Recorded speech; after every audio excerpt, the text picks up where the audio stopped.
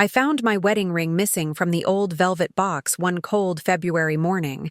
The weight of betrayal crushed me harder than the biting wind outside my small Harlem apartment. For 43 years, that ring had been my anchor to love itself. Today, I'm going to tell you something I never thought I would share. And if for even a second this feels familiar, I only ask that you like this video and subscribe. It will help me keep opening my heart. My name is Margaret, and at 71 years old, I thought I understood what family meant.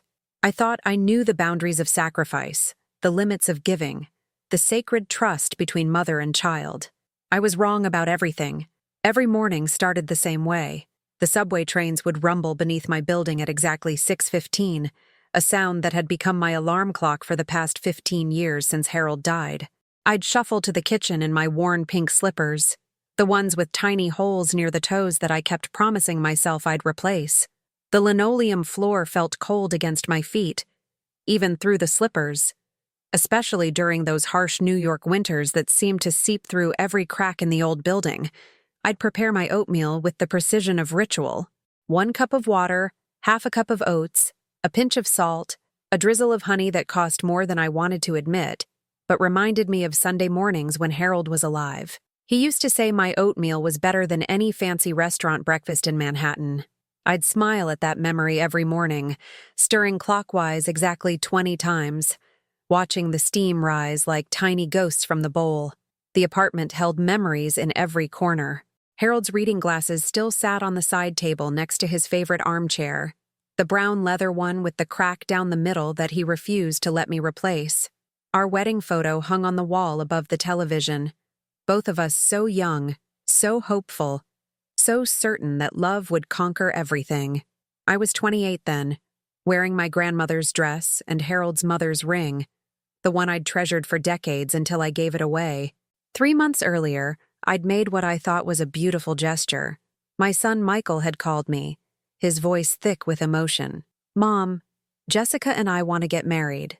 Jessica was his girlfriend of 2 years, a sharp-eyed woman from Queens who worked in marketing and spoke with the confidence of someone who'd never doubted her place in the world. "We want to do it right, Mom.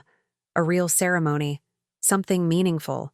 I'd felt my heart swell with joy. Finally, Michael was settling down at 35, ready to build the family Harold and I had always dreamed our son would have. "That's wonderful, sweetheart," I'd said, clutching the phone so tight my knuckles went white. "What can I do to help?" There was a pause, and I could hear Jessica's voice in the background, though I couldn't make out the words. Then Michael spoke again. "Mom, you know how much your marriage to Dad meant to you. How much that ring meant." My breath caught. The ring. My wedding ring. The thin gold band with the small diamond that Harold had saved for months to buy.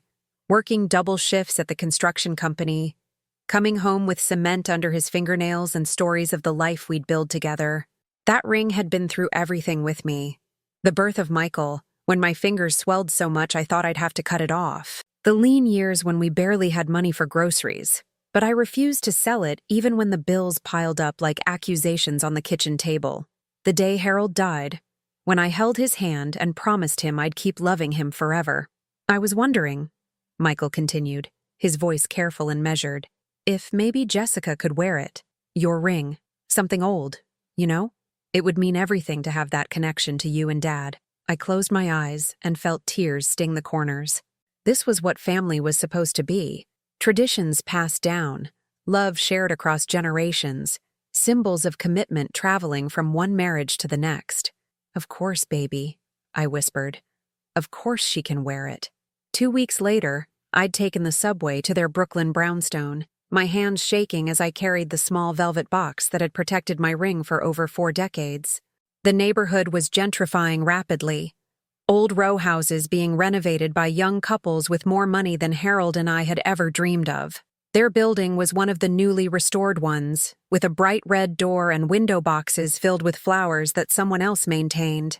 Jessica answered the door wearing designer jeans and a cashmere sweater that probably cost more than my monthly grocery budget. Her blonde hair was pulled back in a perfect ponytail, and her nails were painted a deep burgundy that matched her lipstick. She looked like she belonged in a magazine, polished and put together in a way that made me suddenly conscious of my department store coat and the scuff marks on my purse. "Margaret," she said, her voice bright but somehow hollow. "Come in, come in." The living room was decorated in shades of gray and white, everything modern and minimalist. There were no family photos, no personal touches that spoke of history or sentiment. It felt like a showroom, beautiful but cold. Michael emerged from the kitchen, drying his hands on a dish towel, and I felt that familiar surge of love for my son. Even at 35, he still looked like the little boy who used to crawl into my lap during thunderstorms. "Mom," he said, crossing the room to hug me. He smelled like expensive cologne now instead of the soap and aftershave Harold had always used. "Thank you for this. Really." I pulled out the velvet box with trembling fingers. "This ring has been in our family for over 40 years, I said, my voice thick with emotion. "It witnessed every fight your father and I had, every makeup kiss, every anniversary. When he proposed to me in Central Park, he was so nervous he dropped it twice in the grass." Jessica's eyes lit up when she saw the ring, but not with the warmth I'd expected. There was something calculating in her gaze, something that made my stomach tighten. She slipped it onto her finger without ceremony, examining it under the light. "It's smaller than I thought it would be," she'd said, then caught herself. "I mean, it's lovely. Really lovely." But I'd seen that look. The same look I'd seen at the consignment shops in the neighborhood, when people brought in items they wanted to turn into cash as quickly as possible. My heart had whispered a warning that I chose to ignore. The wedding was set for May, a small ceremony in Prospect Park with just family and close friends. I'd bought a new dress from Macy's, navy blue with small flowers, and spent more money than I should have getting my hair done at the salon down the street from my apartment. I wanted to look dignified, worthy of being the mother of the groom. But as winter turned to spring, I noticed changes. Michael's calls became less frequent. When I did see him, he seemed distracted, checking his phone constantly, cutting conversations short. Jessica was polite but distant, her smiles never quite reaching her eyes. I told myself it was wedding stress, the normal chaos of planning a celebration and starting a life together. The morning I discovered the truth was a Tuesday in late March. I'd been cleaning out my jewelry box, preparing to reorganize my few remaining pieces, when I realized I hadn't seen my ring since I'd given it to Jessica 2 months earlier. That was normal, I told myself. She was probably keeping it safe, waiting for the wedding day to wear it again. But something nagged at me, a mother's instinct that had served me well over the years. I'd learned to trust that feeling when Michael was a teenager and claimed he was sleeping at friends' houses when I suspected he was up to no good. I'd learned to trust it when Harold insisted everything was fine during his final illness, even though I could see the pain in his eyes. So, I did something I'd never done before. I went online. I'd only recently learned to use the computer at the library, mostly to look up recipes and keep in touch with my sister in Florida through email. But that morning, driven by an instinct I couldn't ignore, I searched for estate jewelry sales, online auctions, anything that might tell me what I didn't want to know. What I found broke my heart into pieces so small I wasn't sure I'd ever be able to put them back together. There, on a website I'd never heard of, was a listing that made my blood run cold.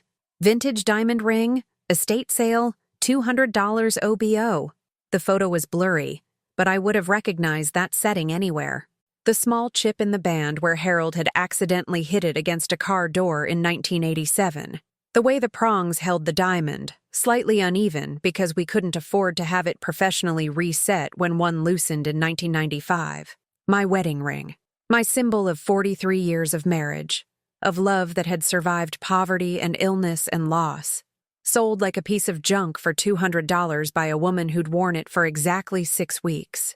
I printed the page with hands that shook so violently I could barely operate the mouse. The librarian asked if I was all right, but I couldn't speak. I just stumbled out onto the street, the paper clutched in my fist, and walked the 15 blocks home without seeing anything around me. When I got to my apartment, I called Michael. My fingers could barely dial the number, and when he answered with his casual, "Hey, Mom," I felt something die inside me. "Michael," I said, my voice barely a whisper, "I need to ask you something, and I need you to tell me the truth." "Sure, Mom," What's up? Is my ring for sale online? The silence that followed lasted forever. In that silence, I heard the death of illusions, the crumbling of trust, the end of the relationship I'd thought we had. Mom, I can explain, he finally said. And those 4 words confirmed everything I'd feared. She sold it, I said. It wasn't a question. It's not what you think. She didn't mean to hurt you. We needed the money, Mom. The wedding is expensive and we've been struggling, and she thought maybe my 43-year marriage was worth $200. Don't say it like that. It's not that she doesn't appreciate it. She just thought maybe you'd rather we use the money for something practical instead of holding on to something. Something what, Michael? Something meaningless? Something worthless? That's not what I meant. But I knew it was exactly what he meant. To them, my ring wasn't a symbol of the love that had created the family that created him. It was an inconvenient old thing that could be converted to cash without a second thought. Did you know? I asked. Another silence. Shorter, but more devastating. She mentioned she was thinking about it. I didn't think she'd actually... You knew. You both knew. And neither of you thought to ask me. Mom, you gave it to her. Technically, it was her decision. Technically, that word burned through me like acid. Technically, I had given the ring to Jessica.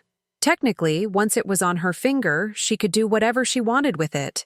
Technically, I had no legal right to be angry. But love isn't technical. Family isn't technical. Respect isn't technical. I hung up the phone without saying goodbye. That night, I didn't sleep.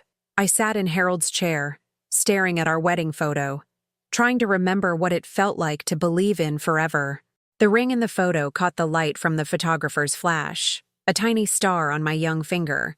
I'd been so proud of that ring, so grateful to Harold for sacrificing to buy it, so certain it would witness decades of happiness. I'd been right about that, at least. It had witnessed decades of happiness. It had been there through every milestone, every celebration, every quiet evening when Harold and I sat together planning our future. It had absorbed 43 years of love, and Jessica had turned that love into $200. The betrayal cut deeper than I could have imagined. This wasn't just about jewelry or money. This was about trust, about respect, about the fundamental understanding of what matters in life. Harold used to say that some things couldn't be bought and shouldn't be sold. Love was one of those things. Memory was another. The ring had been both. Over the next few days, I found myself remembering all the sacrifices I'd made for Michael over the years. The way I'd worked 2 jobs to pay for his college tuition, coming home with aching feet and hands that smelled like industrial cleaning supplies. The way I'd given him my car when his broke down during his senior year, taking the bus to work for 6 months until I could save enough for another one. The way I'd lent him money when he lost his job 3 years ago. Money I never asked him to repay because I wanted him to get back on his feet. I remembered the Christmas when Harold was sick with pneumonia and we could barely afford gifts. But I'd still managed to get Michael the expensive sneakers he wanted, even though it meant Harold and I ate peanut butter sandwiches for dinner more nights than I cared to count. I remembered staying up all night sewing Halloween costumes when he was little. My fingers cramped from the fine detail work because I couldn't bear to disappoint him. I remembered every birthday party I'd thrown on a shoestring budget, every scraped knee I'd bandaged, every nightmare I'd comforted him through. I remembered teaching him to ride a bike in the tiny courtyard behind our building, running alongside him until my weak knees gave out, cheering when he finally found his balance. All of those memories felt tainted now. Had he appreciated any of it? Had any of my sacrifices mattered to him, or had he seen them the same way Jessica saw the ring? Convenient resources to be used and discarded when something better came along? The phone rang several times over the next week. Michael's name appeared on the caller ID, but I didn't answer. I wasn't ready to hear his explanations or Jessica's justifications. I needed time to process what had happened, to understand what it meant for our relationship going forward. My sister Clara called from Miami, her voice warm and familiar. She'd always been my sounding board, the person I turned to when life got complicated. "You sound tired, Maggie," she said. She was the only person left who called me by that name, the nickname Harold had given me when we were dating. "I'm fine," I said automatically. But Clara had known me for 71 years. She could hear through my lies better than anyone. What's wrong? So I told her. Everything. The ring, the betrayal. The casual way my marriage had been reduced to a $200 online sale. I cried while I talked, great heaving sobs that felt like they were tearing something loose in my chest. "Oh, honey," Clara said when I finished. "Oh, my sweet sister. I don't know what to do," I whispered. "I don't know how to look at him the same way ever again." "Maybe you can't," Clara said gently. "Maybe you shouldn't." That shocked me. Clara had always been the peacemaker in our family, the one who smoothed over conflicts and encouraged forgiveness. Hearing her suggest that maybe some things couldn't be forgiven made me realize how deeply this betrayal had cut. That's my son, Clara, my only child. I know, but being someone's mother doesn't mean you have to accept being treated like garbage. You raised him better than this, Maggie. You gave him a good foundation, good values. If he's choosing to ignore those values, that's on him, not you. But what if I lose him completely? What if you already have? That question haunted me for days. Had I already lost my son? Was the man who allowed his fiancée to sell his mother's wedding ring for pocket change the same little boy who used to tell me I was the best mommy in the world? Or had I been holding on to an illusion, seeing what I wanted to see instead of what was really there? I started paying attention to our relationship in a new way, looking back over the past few years with clearer eyes. When had Michael last called just to chat? Just to see how I was doing? When had he last visited without needing something? When had he last shown genuine interest in my life, my feelings, my well-being? The answers were painful. Our conversations had become transactional somewhere along the way. He called when he needed money, when he wanted me to babysit his friend's dog, when he needed me to sign papers or provide references. But when had he last called just because he missed me? I thought about Jessica too, trying to be fair, trying to understand her perspective. She was young, 32 years old, building a career and planning a future with my son. Maybe the ring had seemed like an outdated piece of costume jewelry to her, something with sentimental value but no practical use. Maybe she genuinely needed the money and thought I wouldn't mind. But even trying to see her side, I couldn't get past the fundamental disrespect. She could have asked me. She could have explained their financial situation and requested permission to sell the ring. She could have given me the option to buy it back, or to help them in other ways. Instead, she'd simply taken something that belonged to my heart and turned it into cash without a second thought. That was when I realized what hurt the most, the assumption that my feelings didn't matter, that my 43 years of marriage were less important than their immediate financial needs, that I was the kind of person whose treasures could be disposed of without consultation or regret. My neighbor Nina knocked on my door the following Saturday morning. Nina was about my age, a retired teacher who'd moved to Harlem 20 years ago when her husband died. She had the kind of natural warmth that made everyone feel welcome, and over the years we'd developed a friendship based on shared morning walks and afternoon tea. "I brought muffins," she said, holding up a paper bag from the bakery on 125th Street. "Blueberry, your favorite." I let her in, grateful for the company. My apartment had felt so quiet lately, so full of ghosts and regrets. Nina had a way of bringing life into any space, her laugh filling corners that had been dark too long. We sat at my small kitchen table, the same one Harold and I had bought at a thrift store 45 years ago. Nina poured tea from my good china, the set I'd inherited from my mother and saved for special occasions that seemed to come less and less frequently. "You've been crying," Nina said matter-of-factly. Nina didn't believe in pretending everything was fine when it clearly wasn't. So I told her the story too, about the ring, about Michael's betrayal, about the way my marriage had been reduced to a $200 online sale. Nina listened without interrupting, her dark eyes growing sadder with each detail. "That child was raised better than that," she said when I finished. "You know he was. Then why would he do this to me?" Nina sighed, stirring honey into her tea with slow, thoughtful movements.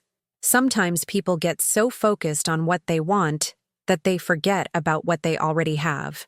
Your son wanted money, wanted an easy solution to his problems. He forgot about wanting to honor his mother. How do I forgive this, Nina? How do I move past it? Maybe the question isn't how to forgive, Nina said carefully. Maybe the question is whether you should. There it was again, the same sentiment Clara had expressed. Two of the wisest women in my life were telling me that maybe some betrayals were too deep for simple forgiveness. He's my son, I repeated, the refrain that had become my defense against every doubt. And you're his mother. That should count for something too.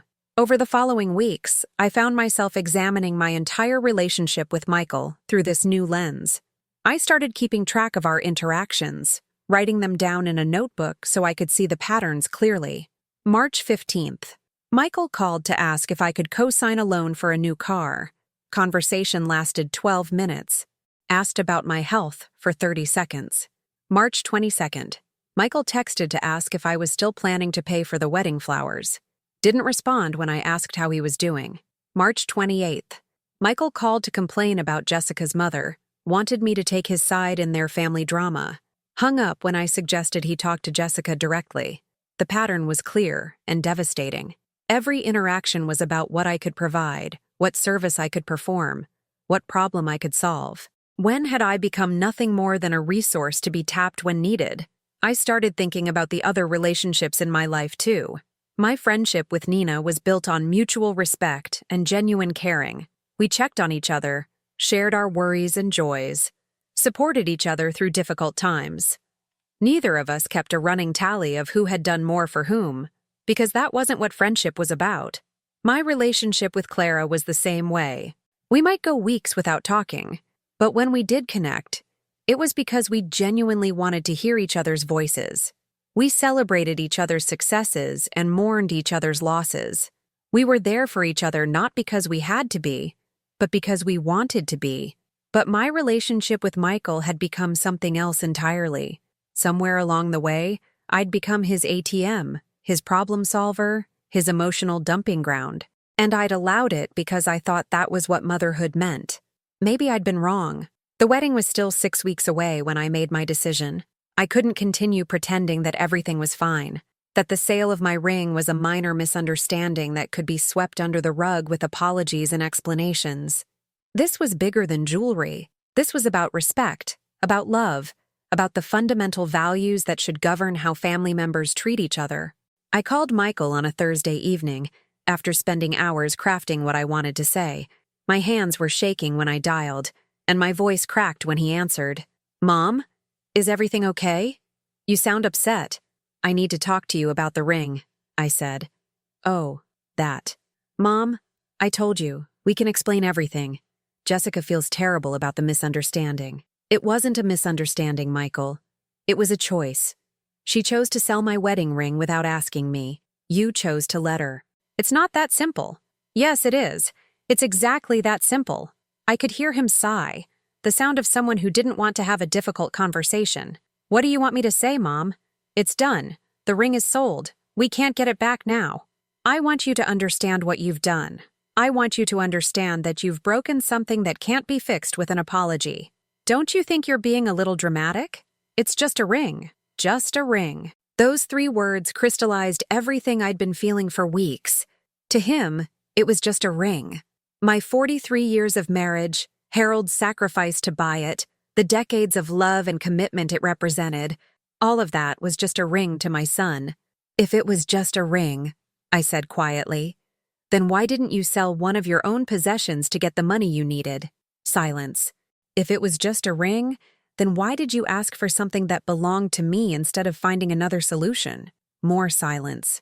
"It wasn't just a ring to you, Michael. It was a convenient solution to your problems because you knew I wouldn't fight you for it. You knew I'd sacrifice anything for you, even the symbols of my own marriage." "Mom, I need some time," I said. "I need to think about what kind of relationship we have and what kind of relationship I want to have going forward." "What does that mean?" "It means I won't be paying for the wedding flowers. It means I won't be lending you money anymore. It means I need to figure out how to have a son who thinks my feelings don't matter." I hung up before he could respond, and then I turned off my phone. The silence in my apartment felt different after that call. Less oppressive, somehow. Instead of the weight of unspoken hurt, there was something that felt like possibility. For the first time in weeks, I'd spoken my truth clearly and without apology. The next morning, I did something I hadn't done in years.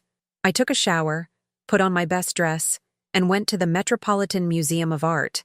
Harold and I used to go there when we were dating, spending hours wandering through the galleries, making up stories about the people in the paintings.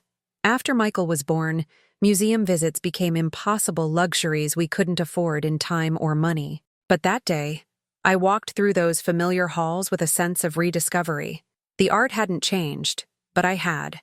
I saw beauty and creativity and human expression that existed independent of anyone else's approval or appreciation. These works of art had value simply because they were beautiful, because someone had poured their heart into creating them.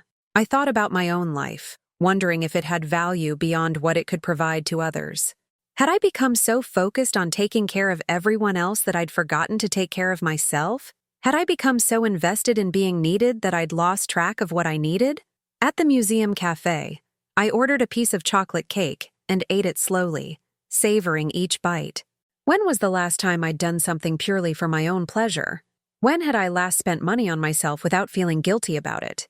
An elderly couple at the next table was sharing a piece of cheesecake, laughing about something one of them had said. They looked comfortable together, happy in the way that comes from decades of shared experiences and mutual respect.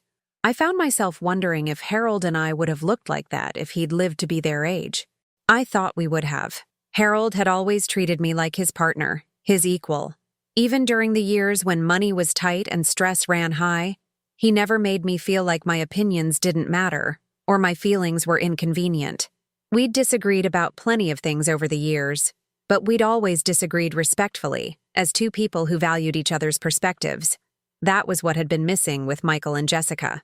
They'd treated me like a convenient resource, not like a person whose feelings deserved consideration. The more I thought about it, the angrier I became. Not the explosive anger that burns hot and fast, but the steady, determined anger that sustains long-term change. I deserved better. I'd raised my son to treat people with respect and kindness, and if he'd chosen to forget those lessons, that was his loss, not my failure. My phone buzzed with text messages throughout the afternoon, but I didn't check them. Whatever Michael or Jessica wanted to say could wait. I was busy rediscovering who I was when I wasn't constantly trying to please someone else. That evening, Nina stopped by with Chinese takeout from the restaurant on Malcolm X Boulevard. We ate straight from the containers while watching old movies on television, something I hadn't done since high school sleepovers 60 years ago. "You look different," Nina observed during a commercial break. "Lighter, somehow." I considered that. I think I've been carrying around other people's problems for so long that I forgot what it felt like not to. And now? Now I'm remembering that I'm a person too, that my feelings matter, that my memories have value beyond what they can provide to someone else. Nina nodded approvingly. About time. We finished watching the movie in comfortable silence, and when Nina left, I didn't feel the crushing loneliness that had been my constant companion for weeks. Instead, I felt something I hadn't experienced in years: contentment with my own company. The wedding was 3 weeks away when Jessica showed up at my door unannounced. She looked different than she had the last time I'd seen her. Less polished, more frazzled. Her usually perfect hair was pulled back in a messy ponytail, and she wasn't wearing makeup. "Margaret," she said when I opened the door, "we need to talk." I considered not letting her in. I'd been enjoying the peace I'd found since cutting off contact with Michael, but curiosity won out over caution, and I stepped aside to let her enter. She perched on the edge of my couch like a bird ready to take flight. Her hands fluttered nervously as she spoke. "I know you're upset about the ring." "I'm not upset about the ring," I said calmly. "I'm upset about the disrespect. The ring was just a symbol. I didn't mean to disrespect you. I honestly didn't think you'd mind." That stunning lack of awareness took my breath away. "You didn't think I'd mind that you sold my wedding ring? I thought you'd be happy that we were able to use it for something practical, something that would help us build our future together." I stared at her, trying to process that logic. In Jessica's mind, selling my most treasured possession had been a favor to me. She'd genuinely believed that I'd be pleased to see my 43-year marriage converted to cash for their convenience. "Jessica," I said carefully, Did you ever love anyone so much that you would have died for them? I love Michael. Have you ever lost someone you loved that much? She shifted uncomfortably. My grandmother died when I was in college. Did she leave you anything? Something that reminded you of her? A necklace. A pearl necklace that had been in her family for generations. How would you feel if I took that necklace and sold it for $200 without asking you? That's different, Jessica said quickly. That necklace is… She stopped, finally understanding. The necklace was precious to her the same way my ring had been precious to me. The difference was that her necklace still existed, still carried her grandmother's love and memory. My ring was gone forever, sold to a stranger who would never know what it had represented. I see, she said quietly. Do you? Do you really see? Jessica's eyes filled with tears, but I felt no satisfaction in her distress. I was too tired for revenge, too emptied out for anger. I just wanted her to understand what she'd taken from me. I'm sorry, she whispered. I'm truly, genuinely sorry. Is there anything I can do to make this right? No, I said. There isn't. But there has to be something. We could try to find the ring, buy it back maybe. We could replace it with something similar. It's not about the ring anymore, Jessica. It's about trust. You made a decision that affected me deeply without considering my feelings at all. That tells me everything I need to know about how you see me and what role you expect me to play in your family. That's not fair. I made one mistake. It wasn't a mistake. A mistake is accidentally breaking something or forgetting someone's birthday. This was a deliberate choice to prioritize your needs over my feelings. And Michael supported that choice. Jessica stood up abruptly, her composure cracking. So what are you saying? That you're going to miss our wedding over this? That you're going to cut us off forever because of one ring? I'm saying that I need to protect myself from people who don't value me, even if those people are my own family. You're being ridiculous. It's just a piece of jewelry. And there it was again. Just a ring. Just a piece of jewelry. She still didn't understand, even after our entire conversation. Even after I'd explained exactly what that ring meant to me, she still saw it as a trivial object that shouldn't have mattered so much. I think you should go, I said. Jessica opened her mouth to argue, then seemed to think better of it. She walked to the door, then turned back for one final attempt. Michael is heartbroken, you know. You're breaking his heart. He broke mine first, I replied. After she left, I sat in Harold's chair and thought about heartbreak. About the different kinds of pain that could crush a person's spirit. I'd been heartbroken when Harold died, a sharp, clean grief that honored the love we'd shared. This heartbreak was different, messy and complicated and shot through with anger and disappointment. But it was also clarifying. For the first time in years, I could see my relationships clearly, without the soft focus of wishful thinking or maternal obligation. Michael and Jessica had shown me exactly how much they valued me, and I finally believed them. The wedding came and went without me. I spent that Saturday at the New York Botanical Garden in the Bronx, walking among flowers that bloomed without asking anyone's permission, that existed simply because they were beautiful. I thought about Harold, about the life we'd built together, about the love that had sustained us through 4 decades of marriage. I didn't cry that day. I felt peaceful in a way I hadn't experienced in years. Michael called that evening, his voice thick with alcohol and emotion. You missed my wedding? He said. The words slurred slightly. Yes, I said. I did. How could you do that to me? To us? How could you sell my wedding ring? Silence. Then quietly. We needed the money, Mom. And I needed respect. We both made choices based on what we needed most. It's not the same thing. No, it's not. Your need was temporary. Mine is permanent. I could hear music and laughter in the background, the sounds of a celebration I wasn't part of. For a moment, I felt a stab of regret. This was my son's wedding day, one of the most important days of his life, and I'd chosen not to be there. But then I remembered the ring, and the casual way my marriage had been dismissed, and the regret faded. Some choices have consequences. This was one of them. I love you, Michael, I said. I always have and always will, but I can't continue to have a relationship with people who don't respect me. What does that mean for us going forward?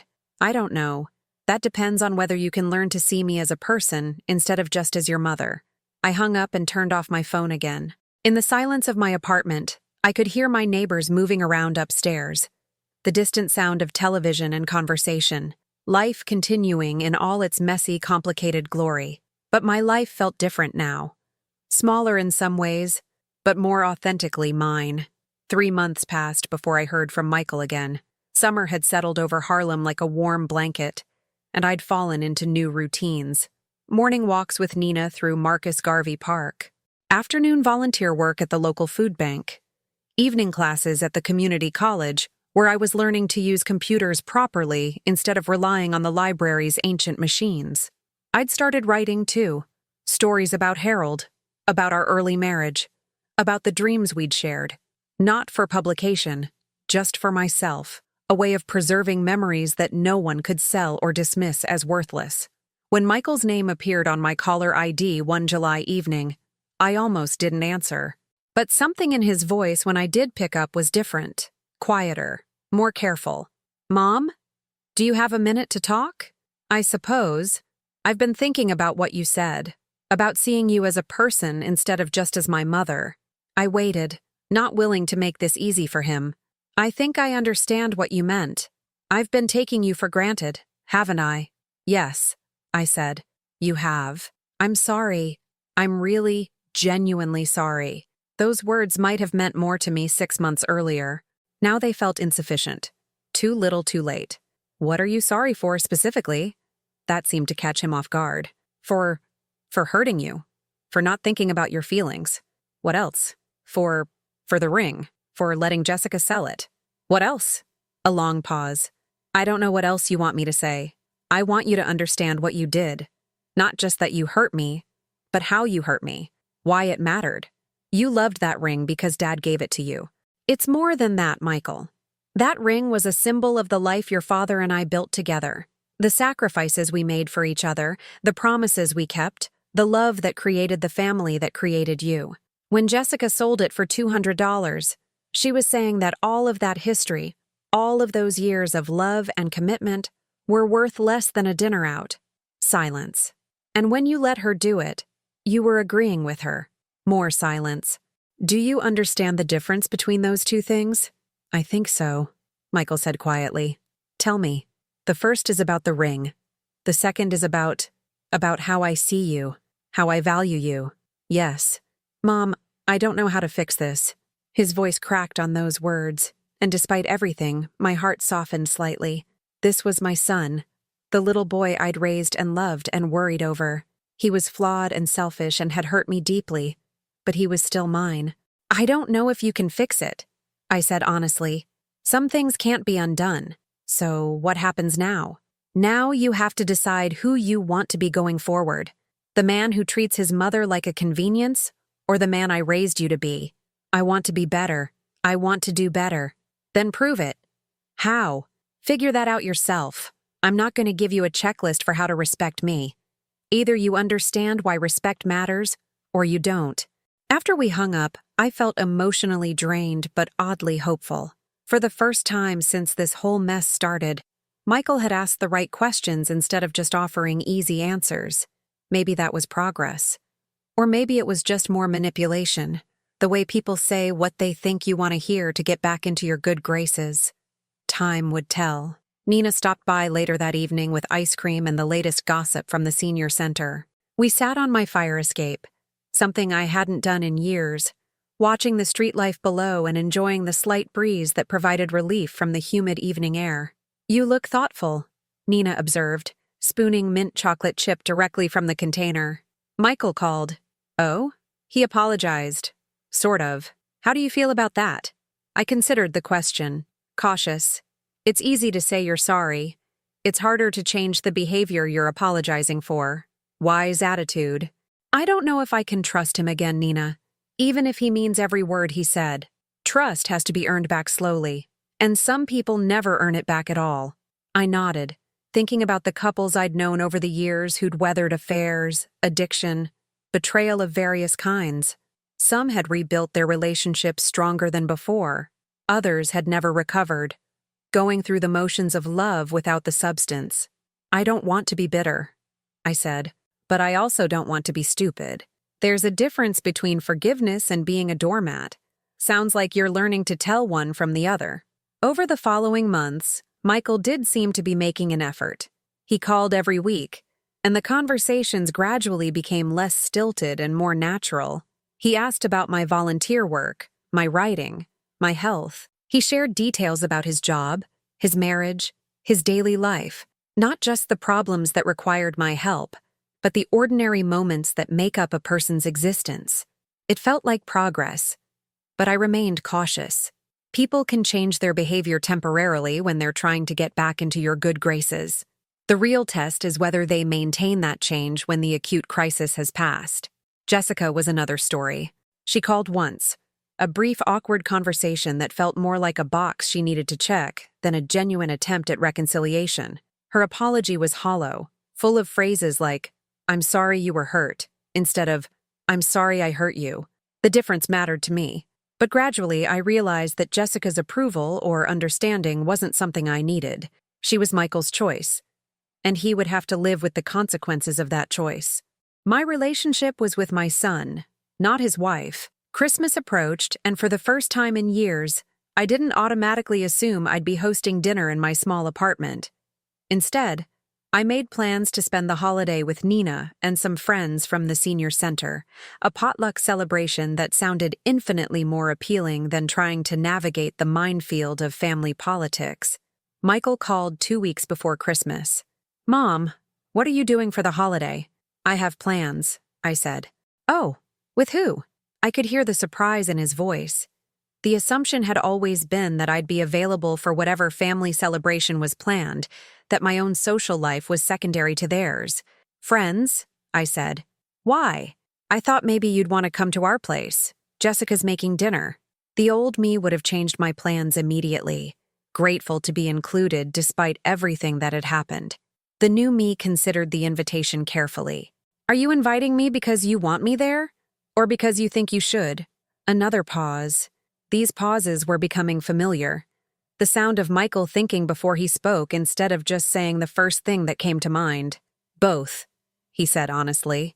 "I want you there because you're my mother, and I love you, but I'm also inviting you because I think it's what families should do." I appreciated his honesty. "What does Jessica think about this invitation?" "She agrees that we should include you." "That's not what I asked." A longer pause. "She's not thrilled about it, but she's willing to make the effort." At least he was being honest. The old me might have been hurt that Jessica didn't want me there. The new me found it refreshing to know exactly where I stood. "I appreciate the invitation," I said, "but I'm going to stick with my original plans." "Are you punishing us?" "No. I'm choosing to spend the holiday with people who genuinely want my company, instead of people who feel obligated to include me." "That's harsh, Mom." "It's honest. There's a difference."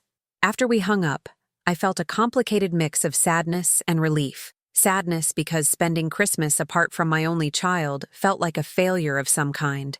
Relief because I wouldn't have to navigate the tension and awkwardness that would inevitably arise from spending the day with Jessica. Christmas with Nina and our friends was exactly what I needed. Low-key, warm, full of laughter and genuine affection. No one kept track of who brought what or who did more work. No one made passive-aggressive comments or shot meaningful looks across the table. We were just a group of people who enjoyed each other's company, sharing a meal and celebrating the season. For the first time in years, I enjoyed Christmas. Michael called on New Year's Eve. "How was your Christmas?" he asked. "Lovely," I said. "How was yours?" "Quiet. Just me and Jessica." "Did you have a nice time?" "It was fine."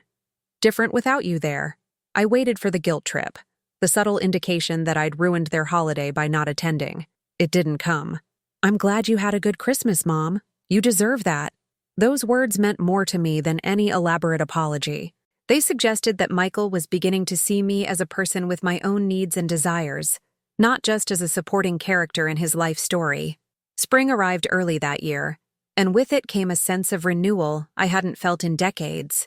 I'd signed up for a pottery class at the community center, something I'd always wanted to try but never had the time for when I was busy taking care of everyone else. There was something deeply satisfying about working with clay, about shaping something beautiful with my own hands. The teacher, a patient woman in her 50s named Carmen, encouraged us to find our own style instead of trying to copy examples from books. "Art isn't about perfection," she said during one of our sessions. "It's about expression, about putting something of yourself into the world that didn't exist before." And I thought about that while I worked, my hands covered in clay, shaping a bowl that would never win any prizes but belonged completely to me. When had I last created something just for the joy of creating? When had I last put my own vision into the world instead of adapting myself to everyone else's expectations? The bowl I was making was lopsided and rough around the edges, but it was mine. No one could sell it without my permission. No one could dismiss it as worthless. No one could take it away from me unless I chose to give it away. Michael visited in May, the first time he'd been to my apartment since the ring incident. I'd been nervous about seeing him, unsure how it would feel to have him in my space again. But when he knocked on the door, holding a small bouquet of daisies, my heart lifted despite my caution. "These are for you," he said, offering the flowers. Not because I have to bring them, but because I wanted to. It was a small gesture, but it felt significant. The old Michael would have shown up empty-handed, assuming that his presence was gift enough. We sat at my kitchen table, the same table where I'd eaten countless meals alone, worried about him and waited for his calls. But the dynamic felt different now. Instead of me serving him tea while he talked about his problems, we both participated in making sandwiches and brewing coffee. Instead of him dominating the conversation with his concerns, we had an actual dialogue. "Your apartment looks different," he observed, looking around. He was right. Over the past year, I'd made small changes that reflected my growing sense of independence. New curtains in a bold pattern I'd always loved but thought too impractical. Books stacked on every available surface, novels and poetry collections I was finally having time to read.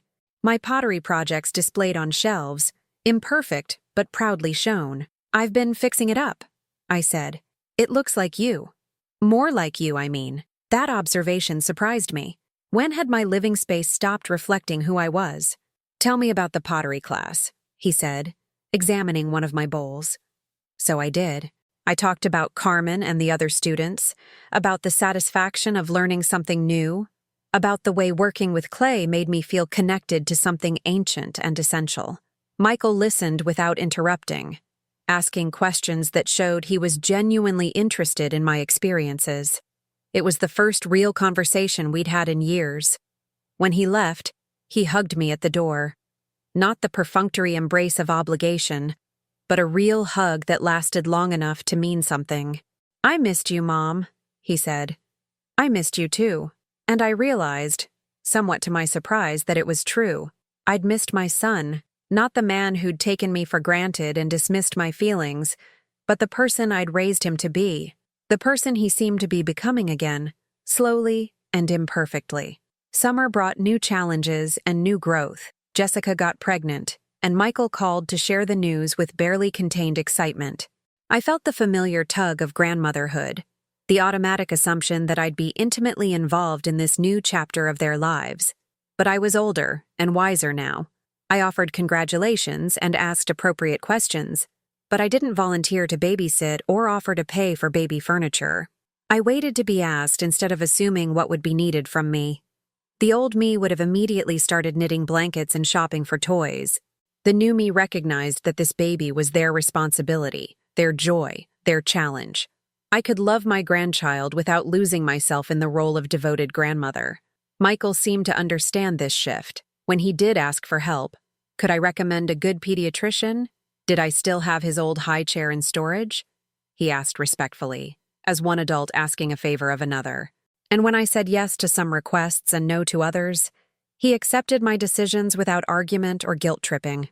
The baby was born in October, a little girl they named Emma. Michael called me from the hospital, his voice thick with tears and exhaustion and overwhelming love. "Mom, she's perfect. She's absolutely perfect. I'm so happy for you," I said, and meant it completely. "Would you like to come meet her?" The question was an invitation, not an assumption. I appreciated that more than he could know. I'd love to.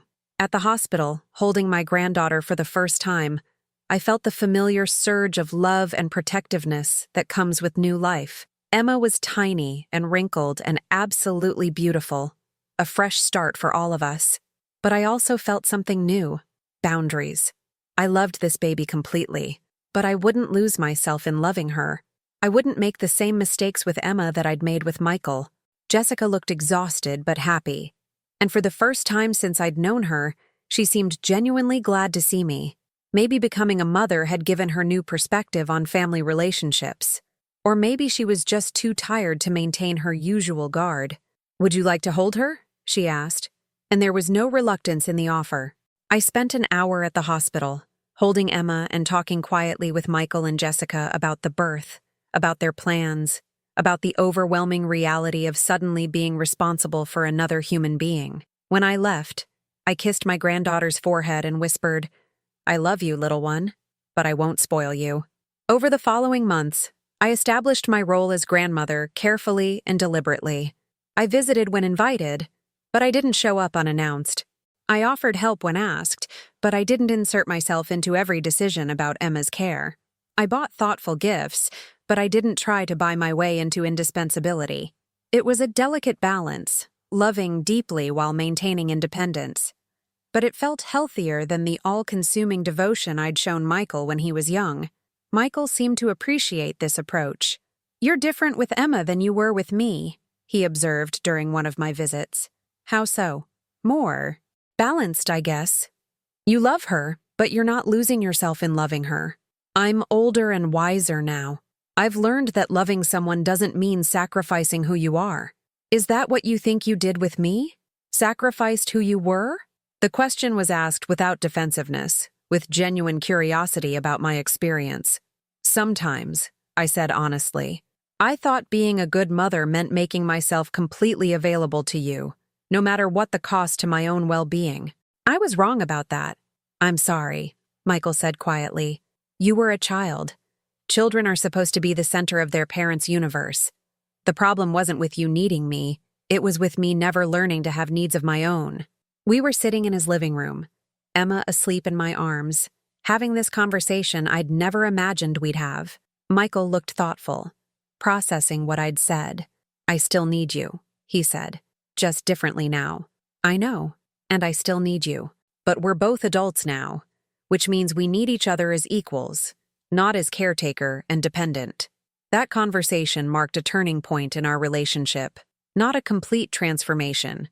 Those take years, not moments, but a recognition that we were both committed to building something healthier than what we'd had before. Jessica and I also found our way to a different kind of relationship. Not warm, exactly, but respectful. She seemed to understand that I wasn't going anywhere, that I was a permanent part of her husband's life whether she liked it or not. And I understood that she didn't have to love me the way Michael did, as long as she treated me with basic courtesy. The ring was never mentioned between us. I suspected she felt guilty about it, but I no longer needed her guilt or her apology. The ring was gone, but what it represented, my marriage to Harold, our love, our life together, lived on in my memories and in the stories I was writing. I'd started sharing some of those stories with Emma, even though she was too young to understand them. But someday she'd be old enough to hear about her grandfather, about the love story that had created the family that created her. Those stories were my real inheritance, more valuable than any piece of jewelry. 2 years after Emma was born, Michael and Jessica bought a house in a leafy Brooklyn neighborhood with good schools and tree-lined streets. They invited me to see it before they moved in, and I was struck by how much their priorities had shifted. Instead of the sterile showroom aesthetic of their old apartment, they were planning for comfort and practicality. Family photos had appeared on their walls. Toys were scattered on their floors. "There's a small apartment above the garage," Michael said, showing me around the property. "We thought maybe, if you ever wanted to move out of Harlem, you could live there, independently but close by." The offer was tempting. The idea of being near Emma, of having family close at hand as I aged, appealed to the part of me that had always craved connection. But I'd learned to be careful about arrangements that looked generous but came with hidden costs. "That's very thoughtful," I said. "But I'm happy in Harlem. My life is there. Nina, my pottery class, my volunteer work. I'm not ready to leave all of that behind. I understand, Michael said, and I could see that he really did. The old Michael might have tried to convince me that moving closer to them was what I really wanted. This version of my son accepted my decision without argument. But thank you for thinking of me, I added. It means a lot to know that you want me nearby. And it did mean a lot. Not enough to change my mind, but enough to warm my heart. As Emma grew from baby to toddler, my relationship with Michael continued to evolve. We talked regularly, but our conversations were balanced exchanges instead of one-sided consultations. He asked for my advice sometimes, but he also shared his own insights and experiences. He included me in family decisions when appropriate, but he didn't expect me to solve problems that belonged to him and Jessica. Most importantly, he seemed to understand that I was a whole person with my own interests, needs, and limitations. When I said I couldn't babysit because I had pottery class, he didn't try to make me feel guilty. When I chose to spend holidays with friends instead of family, he supported my decision. It had taken a broken wedding ring and a year of estrangement, but we'd finally learned to be family without losing ourselves in the process. One afternoon in late spring, almost 3 years after the ring incident, I was working in my small garden plot at the community center when my phone rang. Michael's name appeared on the caller ID, but something in his voice when I answered told me this wasn't an ordinary call. "Mom, I need to tell you something." My heart clenched. Was someone sick? Had there been an accident? What's wrong? Nothing's wrong. But I found something, and I need you to know about it. Found something? Your ring. I found your wedding ring. The world seemed to stop. I sank onto the small bench next to my tomato plants, my gardening gloves dirty and my heart pounding. What do you mean you found it? I've been looking for it ever since you and I started talking again. Checking estate sales, online auctions, antique shops. I hired someone to help me track it down. I could barely process what he was saying. You hired someone? A private investigator who specializes in recovering lost property. It took almost 2 years, but he found the person who bought it from the original sale. She didn't even know what she had. It was just part of a lot of vintage jewelry she'd purchased. And I bought it back. It cost me $8,000, a lot more than the $200 Jessica got for it. But I bought it back. $8,000. The ring that had been sold for pocket change had cost my son $8,000 to recover. Michael, I know it doesn't fix what happened. I know it doesn't undo the hurt we caused you, but I wanted you to have it back. I needed you to have it back. I was crying now for reasons I couldn't entirely explain. Relief, gratitude, the complex emotions of having something precious returned that you'd never expected to see again. Where is it now? I have it. I was hoping. Could I bring it to you? Today? Yes, I whispered. Yes, please bring it home. An hour later, Michael stood at my door holding a familiar small velvet box. His eyes were red-rimmed and his hands shook slightly as he offered it to me. I opened the box slowly, and there it was. My wedding ring. Harold's ring. The symbol of our 43 years together, returned to me when I'd given up hoping I'd ever see it again. The ring looked smaller than I remembered, more worn. But it was unmistakably mine, the tiny chip in the band still visible, the diamond still catching the light in the way I'd loved for decades. "How does it feel?" Michael asked quietly. I slipped the ring onto my finger for the first time in 3 years. It fit perfectly, as if it had never been gone. "It feels like forgiveness," I said. We cried together then, mother and son, over all the hurt we'd caused each other and all the love we'd nearly lost. The ring had become something larger than itself, not just a symbol of my marriage to Harold, but a symbol of our capacity to repair what seemed irreparably broken. "I'm sorry, Mom," Michael said through his tears. "I'm so sorry for everything." "I know," I said, holding his hands. "I know you are." The return of the ring didn't magically fix everything between us. Trust, once broken, doesn't heal overnight, but it represented something important. Michael's understanding of what he'd taken from me, and his commitment to making amends in concrete, costly ways. $8,000. He'd spent $8,000 and 2 years of searching to return something to me that couldn't truly be returned.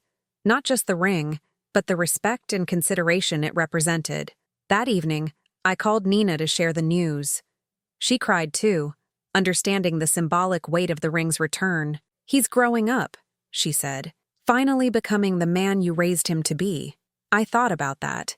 The little boy I'd raised would never have sold his mother's wedding ring in the first place. But the man my son was becoming had spent years and thousands of dollars correcting a mistake he couldn't really undo. Maybe that was what growth looked like. Not the absence of mistakes, but the willingness to do whatever it took to make things right. I wore the ring to pottery class the next week, and Carmen noticed it immediately. "That's a beautiful ring," she said. "It looks like it has a story." "It does," I said. "A story about love and loss and forgiveness. The best stories usually do." I thought about that while I worked on my latest project. A large vase with intricate patterns carved into the clay. Like the ring, the vase had been broken and repaired, the cracks filled with gold leaf in the Japanese tradition of kintsugi, the art of golden repair. The philosophy behind kintsugi is that breakage and repair are part of an object's history, not something to disguise. The golden cracks don't hide the damage, they highlight it, understanding that an object is more beautiful for having been broken. My relationship with Michael felt like that now.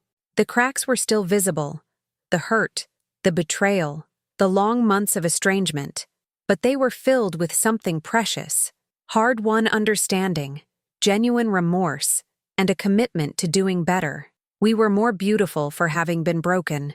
Summer arrived, and with it Emma's third birthday. Michael and Jessica threw a party in their backyard, complete with a bouncy house and face painting, and more children than I thought one small yard could hold.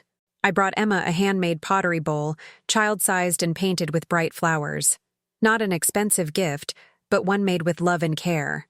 "I made this just for you," I told her as she unwrapped it carefully. "You made it?" Her eyes were wide with wonder at the idea that adults could make things instead of just buying them. "I did. With these hands and clay and lots of patience." She held the bowl carefully, turning it over to examine every detail. "It's beautiful, Grandma. Can you teach me to make one too?" "When you're a little older," I promised. "Making pottery takes strong hands and a lot of concentration." "I have strong hands," she said, flexing her tiny fingers, and I laughed at her seriousness. Watching Emma play with her friends, seeing the joy on Michael and Jessica's faces as they celebrated their daughter, I felt a contentment I hadn't experienced in years. This was what family could be when it was built on respect and genuine affection instead of obligation and guilt. I wasn't the same grandmother I would have been 3 years ago. I wasn't the self-sacrificing matriarch who anticipated everyone's needs and tried to fulfill them before being asked. But I was present and loving and genuinely happy to be part of this celebration. When it was time to leave, Emma hugged me tight and whispered, "Thank you for my special bowl, Grandma. I'll keep it forever." "Even when you're all grown up?" I asked. "Especially then. So I can remember how much you love me." Walking to the subway that evening, I thought about legacy and memory and the different ways we leave pieces of ourselves in the world. Harold had left me the ring, a symbol of love that had survived decades and betrayal and recovery. I was leaving Emma pottery lessons and handmade bowls and stories about a grandfather she'd never meet, but would always know through my words. These were the gifts that mattered. Not money or services or endless availability, but presence and authenticity and genuine care. My phone rang as I waited for the train. Clara's name appeared on the screen, and I answered with a smile. "How's my favorite sister?" Clara asked from her apartment in Miami. "Getting better every day," I said. "How are you? Proud of you. So incredibly proud of you." "For what?" "For learning to love without losing yourself. For teaching Michael to be a better man. For building the life you deserve." Tears stung my eyes. Clara had been my cheerleader through the darkest period of this journey, encouraging me to value myself when I'd forgotten how. "I couldn't have done it without you," I said. "Yes, you could have. You just needed someone to remind you of who you were before you became everyone else's caretaker." The train arrived, and I found a seat by the window as we pulled away from Brooklyn and back toward Harlem. The city rushed by outside, millions of people living their complicated lives, making mistakes and repairing them, breaking and healing and growing.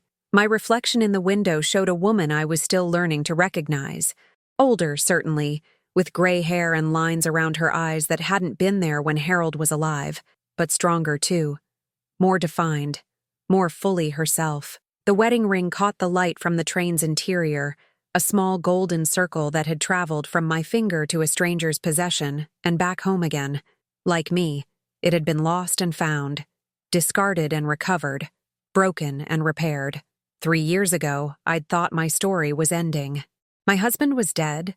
My son had grown distant and careless with my heart. My future looked like a long series of lonely days filled with other people's needs. Instead, my story was just beginning a new chapter. I was 74 years old, and I was finally learning to be the protagonist of my own life instead of a supporting character in everyone else's. That fall, I enrolled in a creative writing class at the community college. The teacher, a lively woman in her 60s named Dr. Rivera, encouraged us to write about our own experiences instead of trying to imagine other people's lives. "The stories we've lived are the ones we're qualified to tell," she said during our first session, "and everyone's story matters.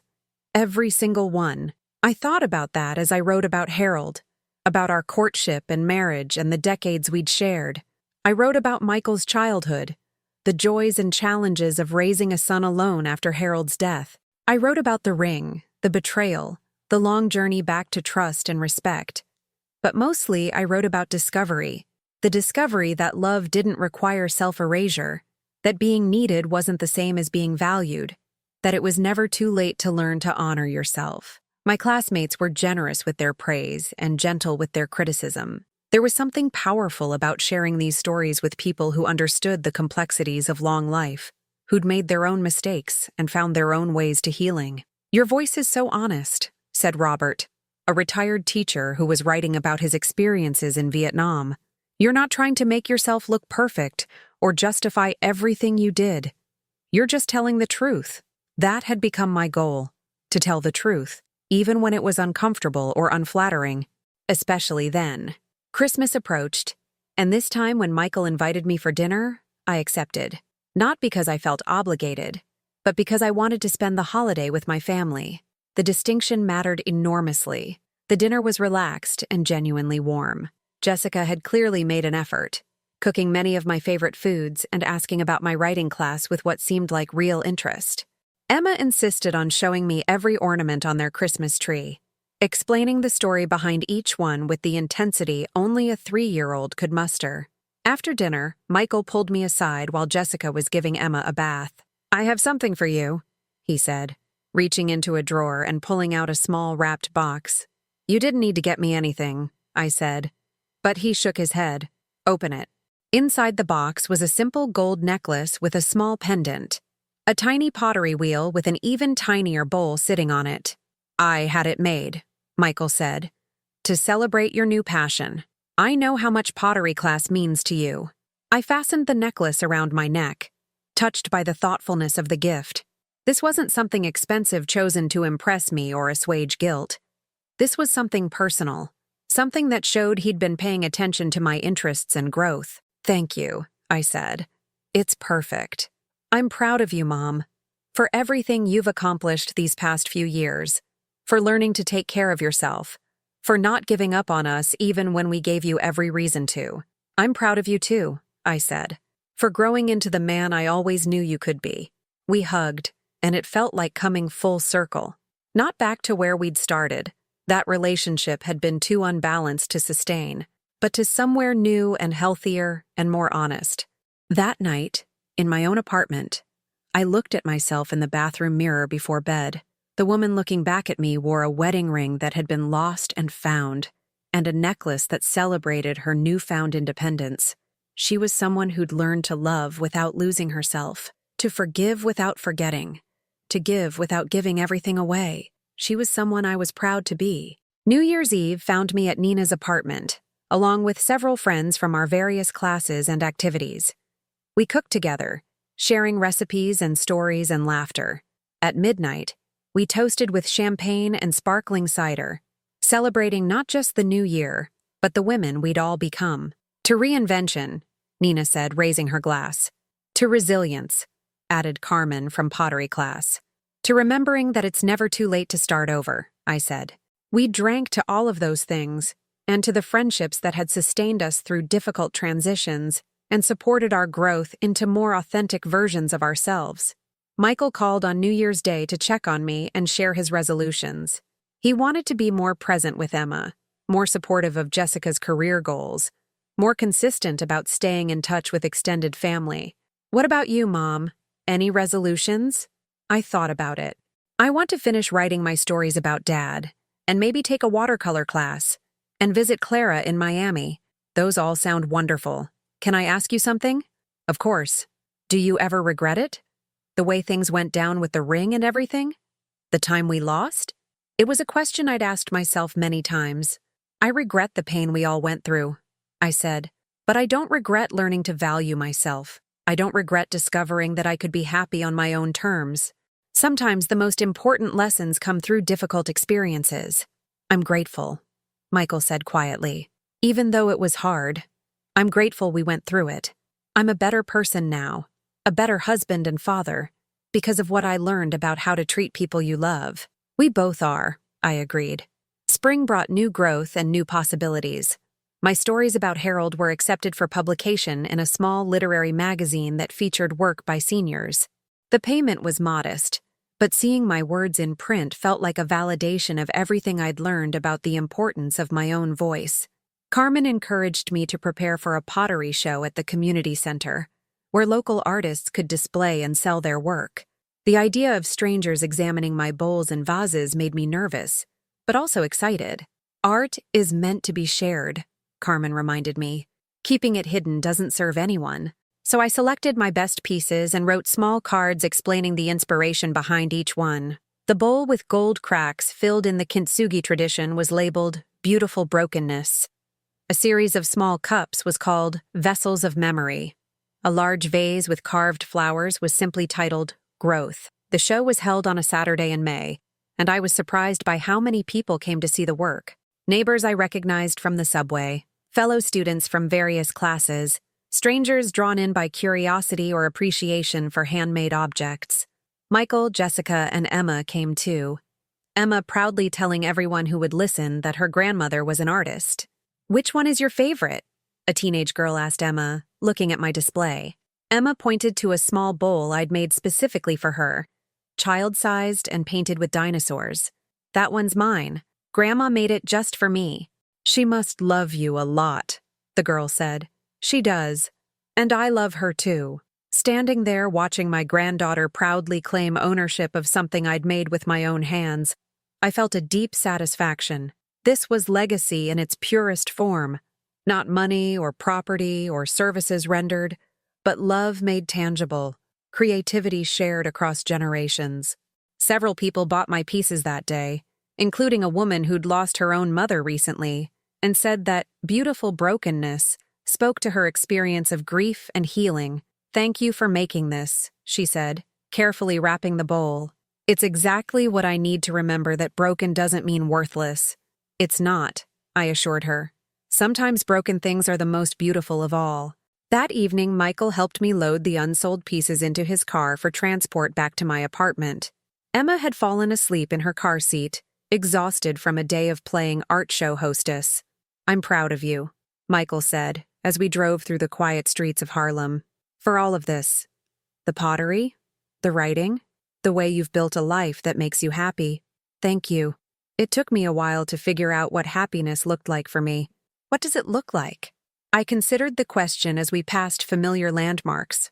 The corner where Harold had proposed, the church where we'd been married, the hospital where Michael had been born. All of these places held memories, but they no longer defined me. "Freedom," I said finally.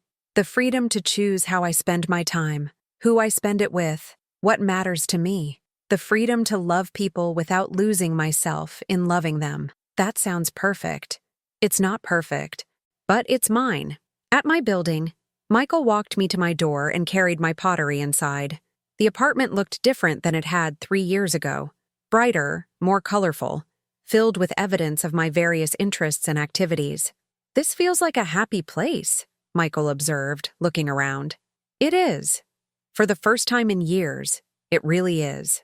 After he left, I made myself a cup of tea in one of my own handmade mugs and sat in Harold's old chair. But it wasn't Harold's chair anymore. It was just my chair, a comfortable spot from which to survey the life I'd built. The wedding ring caught the light from the lamp beside me, reminding me of everything I'd lost and found and learned. It was still a symbol of my marriage to Harold, but it had become something more, a symbol of resilience, of the power of love to survive betrayal and misunderstanding and come back stronger than before. I thought about the woman I'd been when this story started, overwhelmed, taken for granted, so focused on pleasing others that I'd forgotten to please myself. That woman had been lost in many ways, but she'd also been the foundation for who I was becoming. The transformation hadn't been quick or easy. It had required confronting painful truths, setting difficult boundaries, learning to value myself even when others didn't. It had required letting go of the fantasy of unconditional family love and accepting the reality of love that had to be earned and maintained through respect and consideration. But I was happier now than I'd been in decades. Lonelier sometimes, but happier. More myself than I'd ever been. My phone buzzed with a text message from Nina. Saw the photos from your art show on Facebook. So proud of you. Want to celebrate with dinner tomorrow? I typed back, yes. Let's go somewhere nice. I'm buying. Because I could afford to buy dinner for a friend now that I wasn't constantly lending money to family members who never paid it back. Because my time was my own now that I wasn't always available to solve other people's problems. Because I'd learned the difference between being generous and being taken advantage of. Another message came through. This one from Clara. Read your story in the magazine. Cried the whole time. Love you, sister. I smiled, remembering how Clara had supported me through the darkest period of this journey, how Nina had been there with practical help and emotional support, how Carmen had encouraged my artistic growth, how Dr. Rivera had helped me find my voice as a writer. These relationships had sustained me when family relationships faltered. They'd shown me what it felt like to be valued for who I was rather than what I could provide. The ring had been the catalyst, but the real transformation had been learning to surround myself with people who appreciated my whole self, people who celebrated my successes, supported my dreams, and respected my boundaries. As I prepared for bed that night, I looked at my reflection one more time. The woman in the mirror had grown into herself over these past 3 years. She'd learned to stand up straight, to speak clearly, to take up space in the world without apology. She wore her wedding ring as a reminder of love that had endured, and a necklace that celebrated her own creativity and independence. She was someone's mother and someone's grandmother, but she was also fully, completely herself. Tomorrow she would wake up to choices, pottery class or writing time, lunch with friends or an afternoon alone, volunteer work or a long walk through Marcus Garvey Park. Whatever she chose would be chosen freely, not because someone else needed her to choose it. That freedom was precious beyond anything that could be bought or sold or given away. It was hers to keep, hers to protect, hers to share only with people who valued it as much as she did. The journey from broken-hearted betrayal to hard-won wisdom had taken 3 years, countless tears, and more courage than she'd known she possessed. But every difficult moment had been worth it for this. The quiet satisfaction of a life lived on her own terms, surrounded by genuine love and authentic relationships.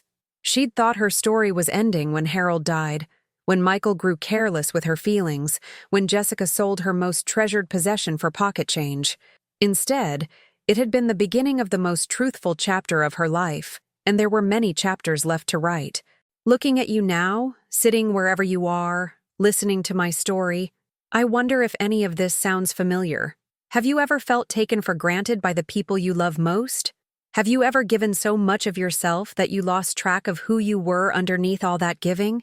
If you have, I want you to know that it's never too late to reclaim yourself. It's never too late to set boundaries, to demand respect, to choose relationships that honor your worth instead of exploiting your generosity. The road isn't easy. There will be people who try to make you feel guilty for finally putting yourself first. There will be moments when you question whether you're being too harsh, too demanding, too selfish. But you're not. You're being human. You're claiming your right to be treated with dignity and consideration. You're modeling for the people around you what healthy relationships actually look like. Some relationships won't survive that transformation. Some people prefer you diminished and constantly available. Let them go. The relationships that do survive will be stronger, more honest, more genuinely loving than anything you've experienced before. Your wedding ring might not be at stake. Your betrayal might look different than mine. But if you're living for everyone else's approval, if you're exhausted from constantly giving without receiving, if you've forgotten what makes you happy beyond making others happy, your story isn't so different from mine after all. What would it look like to start putting yourself first? What would change if you stopped anticipating everyone else's needs and started paying attention to your own? Share your thoughts in the comments below. I read every single one, and your courage in sharing might be exactly what someone else needs to hear. If this story resonated with you, please like this video and subscribe to help it reach others who might need to remember their own worth. Because every single person deserves to be treated with respect and love, including you, especially you.